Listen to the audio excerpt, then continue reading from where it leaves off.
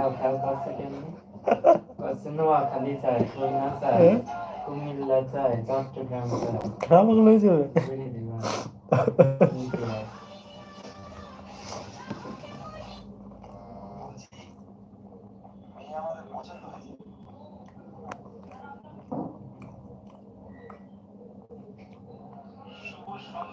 সবাইকে শুভেচ্ছা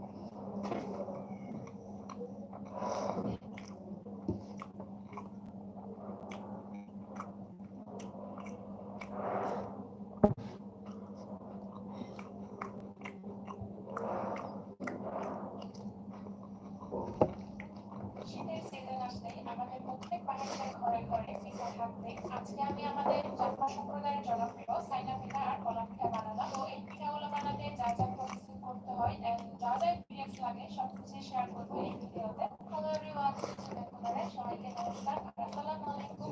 তো সকালে নাস্তা শেষ হওয়ার পরই আমি বসে গেলাম এই পিঠাগুলো বানানোর জন্য। এখানে দুই বাটিতে গুঁড়া নিয়েছি, একটা বাটিতে সাইনা পিঠার জন্য আর একটাতে কলা পিঠার জন্য।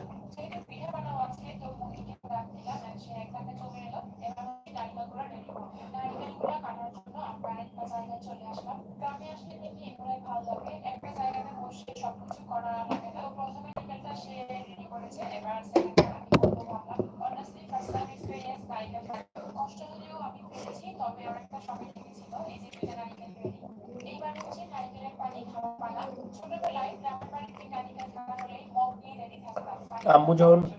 আমার এই নারিকেলের পানি খাওয়া দেখে সবাই মানে হাসতো। ফুলকপি রান্না করতো কত মজা। আমার মতো যারা যারা নারিকেলের পানি খেতে পছন্দ করেন কমন ডাউনগুলো, আমি মনে করি নারিকেলগুলো একসাথে কুচি কুচি করে দিলে পিঠার টেস্ট আরো দ্বিগুণ হয়ে যায়। আর এইবার কলা পিঠা বানানোর জন্য কলা পাতাগুলো এভাবে আর স্লাইস এমনিতে করে ভাই রেডি করবো। কয়েকদিন অন্য পরে সাইডে গরম পানি বসিয়ে হুম দিলাম সাইডে ভালো পিঠা লাগবে না। বানানোর আর জন্য এখন গরম হচ্ছে করবো। প্রথম তো এরপরে পানি গরম হয়ে এখনো আসলে শীত চালের পড়িনি, গুঁড়াগুলো এখনো দিয়ে মানে দিলাম। তো চুলার মধ্যেই ফুলকপিটা চালের ভালোভাবে গুঁড়াগুলো কিছুক্ষণ হয়নি, গরম করবো। অবশ্যই পরিমাণ এই মতো জন্য পানি দেওয়ার ট্রাই শিখতে করবেন, হবে। আদারওয়াইজ কিন্তু হবে। এবার হচ্ছে ডালার মধ্যে গুঁড়াগুলো দিয়ে দিলাম।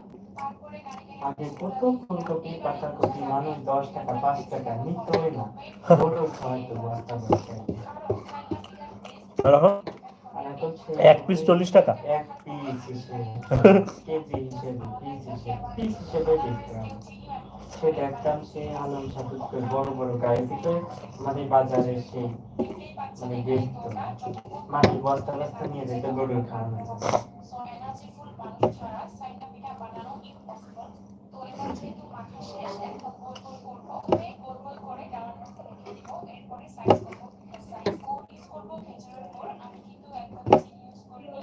তো এবার পিঠার মাঝখানের মধ্যে গোল করে ছিদ্র করে ওই ছিদ্রের ভিতরেই মূলত খেজুর এক স্লাইস দিতে হবে। তো এরপরে প্লেটের মধ্যে ডিজাইন করবো সাইনা পিঠা।